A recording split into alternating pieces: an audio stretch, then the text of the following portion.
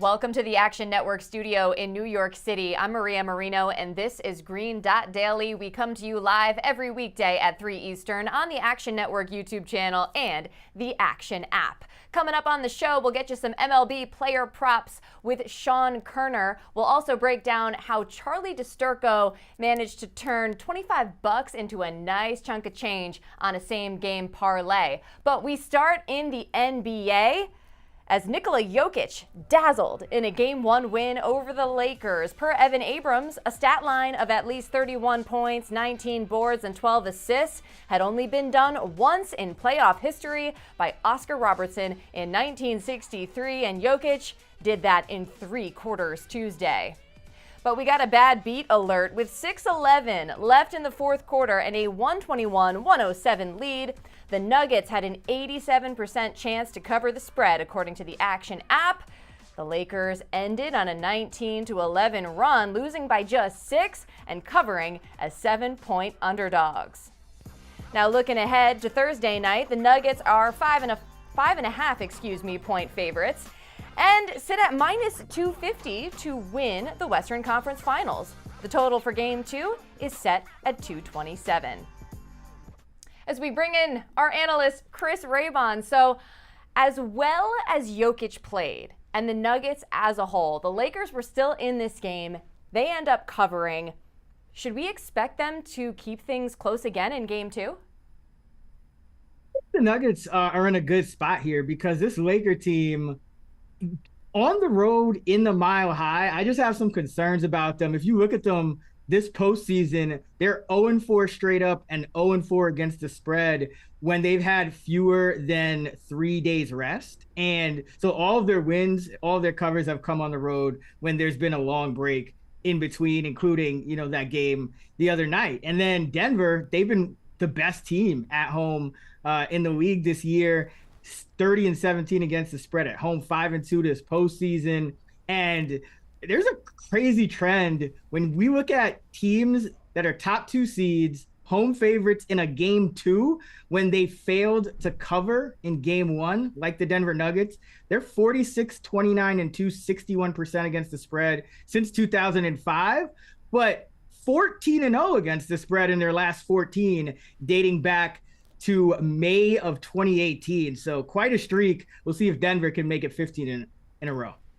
Yeah, so these signs are pointing to them sort of waking up and keeping that foot on the gas for Game 2 against the Lakers. Let's turn our attention to the Eastern Conference Finals, which tip off tonight. What are your thoughts on this series? So, I think the Miami Heat are a team that they'll probably win a couple games in here somewhere. And a lot of people like them to win tonight. They've won both Game 1s. They're 9-4 against the spread in this postseason. And there's been a lot of struggles for teams coming off a Game 7. Teams after winning a Game 7 are just 22-38 straight up, 35-1 against the spread. But it's interesting because if you look at this number, it's Celtics by 8. And the sportsbooks are really taking a stand here because, we're seeing about over 80% of the tickets and the action on the Miami Heat. And that line really hasn't budged, in any way going toward the Heat. And if we just look at teams that are getting 80% or more of the tickets in the postseason, dating back to over the last couple of decades, it's only happened 6 times, but those teams are 0-6 against the spread. So, it's interesting that the books are just taking a really hard stand on the Boston Celtics here, where pretty much the entire betting public is on the Miami Heat. But, I'm kind of staying away from the side in this game, and I'm going to look at a prop. Well, we'll get to the prop in a second. I can see why a lot of the public is on the Heat. They're just like this really fun team. I personally just enjoy watching them, and I might just bet on them in the series, depending on how this Game 1 goes, just for fun. But my whole thing was for the Celtics. Losing that Game 1 in the last series against the Sixers and the fashion in which they did, it would be insane to me if they lost a Game 1 again to, a lesser Heat team on paper. Curious about, how close they can keep it. But what was that prop that you like? Yeah, so I think it's a good buy low opportunity on Derek White here, because we all know that in the last series, he kind of got phased out. And that was something I actually predicted. I thought that Joe Mazzulla had to give Robert Williams III more playing time, and that was at the expense of Derek White's starting spot. Now, I still think Robert Williams is going to start again, but I think White will have to play a much larger role against the Heat. So I like his over 12.5 points, rebounds, and assists. 32, 20, 21, and 18 in the 4 versus Miami this year. So about 23 and 28 minutes per game. He would only need about 16 minutes to get to 13 and about 17 minutes to get to 14. And we've seen his usage rate spike. It's the second highest against any team against Miami. They're going to need him to drive into the lane, kick it out, kind of loosen up that defense. And also, I think the ball is going to find him, because you got to move the ball against Miami. So I think the ball is going to find him. I think he's going to get some threes. And he's also going to be in there for defense. He can take turns on Jimmy Butler. And I don't think that in this series, Boston's going to be able to play quite as much Robert Williams as they played in the last 2 games against Philly, because Miami can make you pay. There's nobody to really leave like a PJ Tucker. Kevin Love can knock down shots, and Caleb Martin can as well. So like the Derek White over 12.5 points, rebounds, assists, I'd take it to 13.5. Yeah, if my memory serves me correctly, I feel like Derek White played pretty well in this series that we had in the Eastern Conference Finals last year, and continued that play into the finals. So I like it. Raybon, thanks for hanging out. Always a pleasure.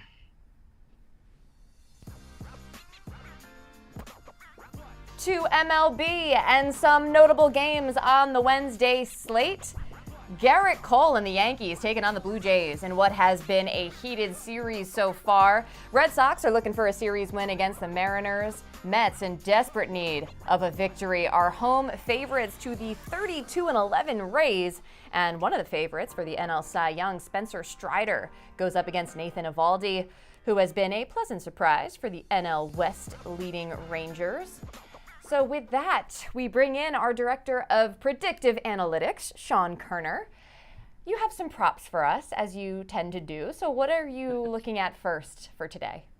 Yeah, so my first prop is Kodai Senga over 5.5 strikeouts. You can get at -105 right now. Now, we're still waiting for the lineup to come out, but I'm guessing the Rays will stack the lineup today with about 6 left-handed batters. But I'm not too worried about that, considering Senga has actually struck out lefties at a slightly higher rate in his young career so far. And one of the reasons for that is he tends to throw his sweeper more to righties and his ghost forkball more to lefties. And his ghost forkball is absolutely filthy. It's generated a ridiculous 57% whiff rate on the season. So I think having more lefties in the lineup might actually help him. Plus, Senga's pitching style is to try to get hitters to chase pitches outside of the zone. So he tends to fare better against teams that chase at a high rate. And the Rays are actually tied for 10th in chase rate. So this should be a plus matchup for Senga in terms of strikeouts.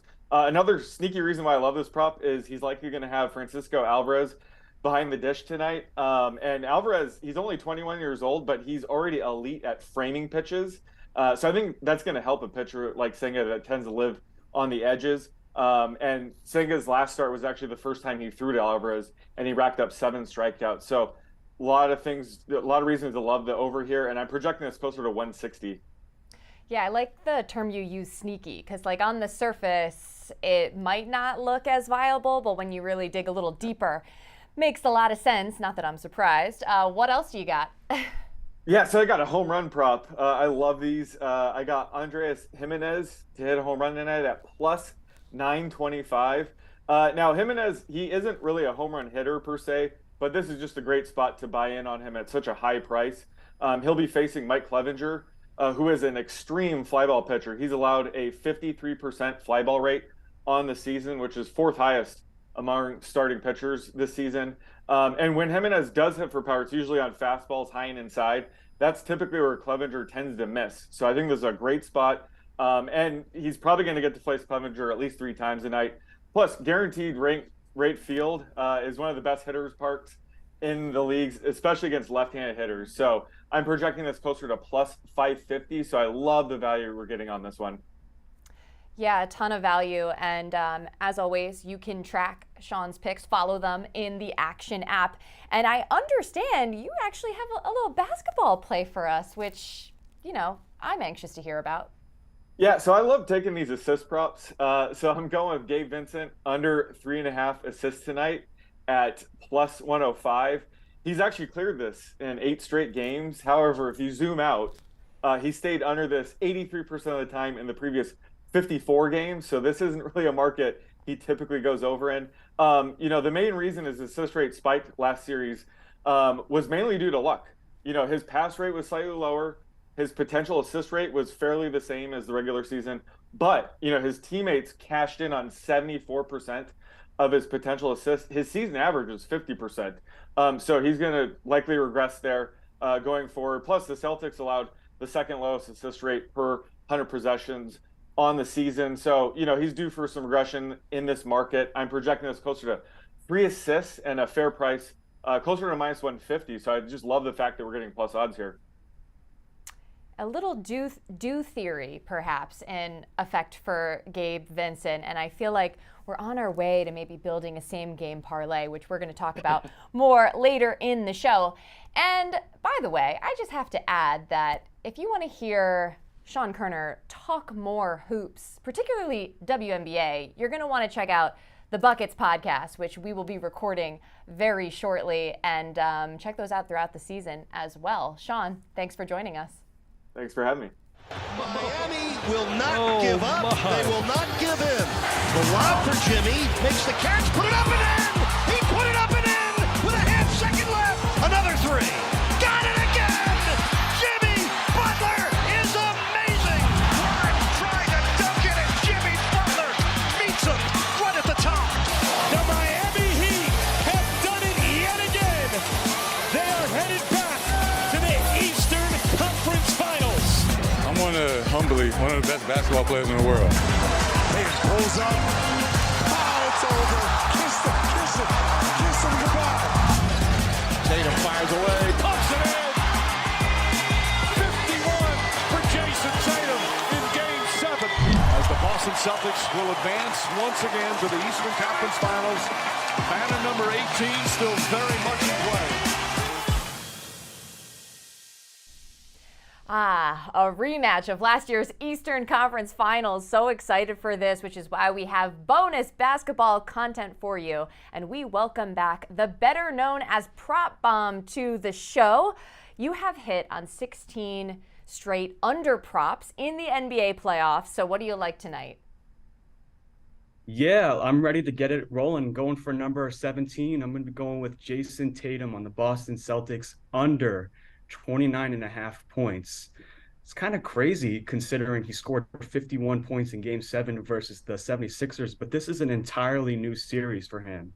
So in the playoffs, just in general, Tatum is averaging 28.2 points per game. He's gone under 29 points in 8 of the 13 games. And the way that I think Tatum is how he's gonna play against the Heat is they're gonna make it tough for him to score the ball. It's going to be a team effort on the Miami Heat side. But I think the edge here is a guy you haven't seen since the Milwaukee Bucks series, and that's Haywood Highsmith, who's going to be coming off the bench. He's the secret weapon for the team, and they use them against Giannis Antetokounmpo. So in the 4 games this series, in the regular season, when Haywood Highsmith is defending Jason Tatum in isolation, Tatum is actually 2 for 14% on him in the 10.4 minutes of isolation time. So Miami is going to throw a slew of weapons at him. I think it's whether or not he's going to slow down or anything, but it's just going to be a difficult time. I think that line feels a bit too high for me. I agree. I think you could easily see somebody like Jason Tatum coming back down to earth. He has been somewhat inconsistent at times in his postseason career. What else are you playing tonight? Yeah, this is going to be a role player for the Boston Celtics. This is a guy, I'm going to be going with Derek White over 7.5 points. It's the same points line that he had in Game 7 against the 76ers with a slightly decreased role. Again, this is a new series for him.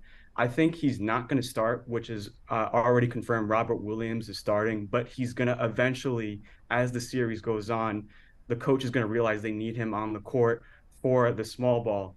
In the regular season against the Miami Heat, he has had 10 points, 15 points, 13 points, 23 points, hitting his over 7.5 points line in all 4 of the games. And as I was mentioning earlier, I think the Miami Heat are going to run a 2-3 zone defense a lot. And I think that's going to actually help the shot selection for a guy like Derek White, who is going to be sitting out on the corner waiting for shots to be passed to him, could be from Jason Tatum passes.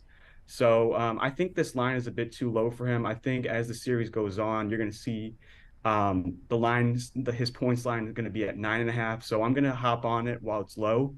And I'm loving that for my second play. Well, it makes sense to target some role players on the Celtics, especially if we're under the assumption that Tatum is going to have a lot more defensive attention by the Heat. And look, Chris Raybon is interested in Derek White as well, so you're not alone in this thinking. Prop Bomb, we hope the streak continues. Thanks for coming on the show. Yeah. All right, let's go. Let's catch these bets. Our own Charlie DiSturco had another big win last night, hitting this 6-leg same-game parlay on Lakers Nuggets that turned $25 into $13K. Charlie told Tim Kalinowski how it all went down on the Gamblin' and Ramblin' podcast. I heard that you had you were doing a little skincare routine when this happened. You were doing a little face mask. I'm with the girlfriend. You know, I'm pro skincare, so you know, you see these pores, they need to get cleaned up a bit. You know, I'm on air enough. So I was like, let's do a face mask, a beauty mask, as you say. And so my girlfriend's like applying this to me. And then I just see like Kentavious Caldwell-Pope bang a 3. Austin Reeves goes down the other side of the court, bangs a 3. And I'm like, this parlay might actually like have a chance. I go look at the slip. It's like Porter Jr. rebounds hit, Jokic assists hit. So I'm like, oh my goodness. So now I'm sitting there, face mask on. Like I look like Joel Embiid in like the game when he hurt his face. I'm just sitting there on the edge of the bed, like, okay, we're locked in. Austin Reeves bangs home a 3, and I'm like, oh my goodness. And my girlfriend's like, what's going on? And I'm like, I need one Kentavious Caldwell-Pope 3 in the final 4th quarter to win $13.5 grand. And so when it hit, I like celebrated, but like I didn't even let out that big of a scream. My girlfriend let out a bigger scream, but I had full face, and it was like hardened by this point because I didn't wipe it off because I was like, I can't move from this bed. Like I need to see KCP hit a 3. All right, Charlie himself joins me in studio, and might I say your skin is just glowing. Thank you. What sparked you to cook up this parlay? You know, it was a move in May walk down the East River. I was just walking with a roommate, and I was like, you know what? I have a couple extra bucks left in my bonus bets, and I wanted to cook up a same game parlay. So I told you yesterday I was excited for Lakers Nuggets. I didn't expect this much excitement to come from it. There is logic behind what you do and your process. So what tips do you have to create a parlay like this? Yeah, so I think the most important thing in it all is creating a narrative and then going from there, right? You want to have these bets all correlated. So when you look at a higher scoring game, you want to bet more overs. If you think it's a lower scoring game, you bet more unders. How the matchups and everyone matches up, right? Like, so the Lakers, Rui Hachimura, me and my buddy were talking, and we expected a higher intensity physical game. And Rui Hachimura fits that bill. The Lakers can't go small with Dennis Schroeder. So Rui Hachimura was a perfect line to continue his success, and Michael Porter Jr. As a byproduct would be on him and more rebound opportunities. So it all comes down to just, building a narrative, correlating your bets together, and then, hoping that everything goes to what you thought. Now, you also do your own research, but we have a roster here at Action Network with experts that are really into the NBA. So how do you implement their advice? Yeah, so the entire 2 of my legs last night were kind of brought by looking at how experts kind of built out their bets for this game. And Anthony Davis, 25 plus points, was brought to by our contributor prop bet guy. And Nikola Jokic, 10 plus assists, was built out by Joe Delera. I like both those legs. I thought both had great success and a great opportunity to succeed. They're totals as far as the props. And given the fact that I saw these experts on it, I was like, okay, I feel good about these legs. Like, I feel good that these are like my baseline props, and then I built from there. And then I added Rui Hachimura based on my own intuition and whatnot. I mean, I don't like the NBA. Like, I think it's one of the worst products in all of sports. I watch the Lakers because I love LeBron, but I don't know everything. So when I do my research, I look at how players are matched up against, and I talk to a lot of people on just to get more knowledge about things. I don't go entering in blind. You can't do that. So when you're building out same game parlays, you want to look at like who we just had on the show, Prop Bomb and Raybon. Right. Listen to them, listen to the experts, and then go from there. So for example, the props that, Prop Bomb and Chris Raybon are on, you might use that to support your theory. Yes, if you wanted to build out a same game parlay for tonight's game, I would say look toward Derek White to get 10 plus points. Like Prop Bomb and Raybon both expect a higher minutes output and a better performance overall because it's a better matchup for White. So when it comes to just building out your same game parlay, look for that correlated bets, look at what the experts say, and from there, you really just put together 4, 5, 6 legs and go from there. Don't expect it all to hit though, because you're gonna, if you throw it all, like they're plus 50,000 odds for a reason. Yes, exactly. And obviously, this is a much bigger payday than usual. So how do you manage your bankroll after this type of win? Yeah, so obviously, I was on here a few weeks ago and I hit the $3.5 grand parlay on the home run parlay. And like I said there, I took out the money, I put it to the side, I left a little bit in there for some fun. Obviously, still have some fun. Right. Celebrate the winnings how you want, whether it's a nice bottle of champagne or more same game parlays. Or a facial. Exactly, or a face mask. Shout out my girlfriend. But I will say, nothing really changes in the end run. Like, you don't want to increase your unit size. You don't want to get risky and be like, okay, now that I've won this money, let me throw $300 down on the Heat to win tonight. Or, let me throw $1,000 down because it's an immortal lock. Like, you can't say that. That's not how it is. You have to approach things in a meticulous manner. You want to continue your process. Listen, the last time I came on the show, cold streak. Like you're going to have ups, you're going to have downs. You don't want to get an inflated ego or a big head. You want to stick to the process and do what you do best in the whole betting realm. Stay consistent with your process and don't increase that unit size. Exactly. But congratulations, Charlie. Very fun. Thank you. And as you can tell, my face looking a little bit better today. Absolutely. Over to golf, the PGA Championship gets underway Thursday, and these are the odds leaders for the event. Scottie Scheffler at plus 750, Jon Rahm close behind at plus 800, then Rory McIlroy at plus 1400. And here to preview the tournament is Jason Sobel, and you are at Oak Hill Country Club, which was completely renovated in 2019. What can we expect from this course? Yeah, good afternoon, Maria. What we can expect is some carnage this week. I think it is going to look a lot more like a U.S. Open than a PGA Championship. I was just out walking the golf course with 3 players playing a practice round. One of them said, without a doubt, the hardest golf course I have ever played. I can't think of one that even compares to this one.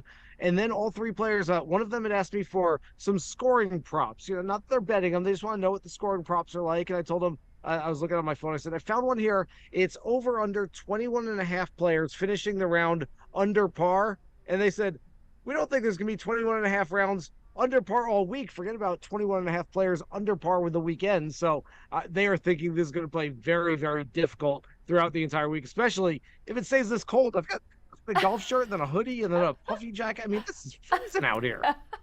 Wow. So who's your pick to win this outright? Yeah, so I'm going to go with a player who's been trending in the right direction. He fits a trend recently on the PGA Tour, and that's Sungjae Im. And what we've seen on the PGA Tour over the last 3 weeks, Tony Finau at the Mexico Open, Wyndham Clark at the Wells Fargo Championship, and Jason Day last week at the AT&T Byron Nelson is all guys who were playing really good golf coming into those weeks, but hadn't quite had that spike week, hadn't quite had that 1 week where they played their best golf. And yet, they were all certainly capable. They all won those events. Sungjae Im has been top 10 in each of his last 3 PGA Tour starts. He went to Korea last week. I'm not sure I like that as far as prognosticating for this week, but he did win that event too. So he's playing some really good golf. And essentially, the key here, Maria, hit it long and straight off the tee. Hit your irons really well. Be able to get up and down if you miss some greens, then make a whole lot of putts. Golf is easy. There it is. Easier said than done, I would say. What else are you betting for this tournament?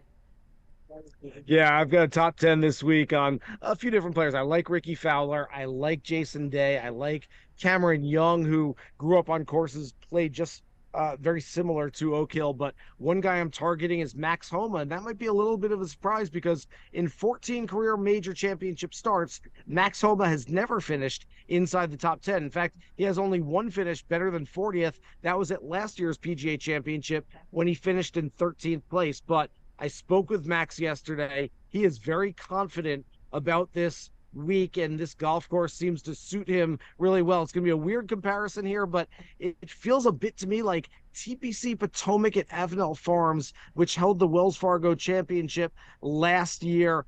Chilly, lots of rough, got to hit fairways, got to grind out some pars. Max Homa won that week. Don't be surprised if Max Homa is in contention this week as well.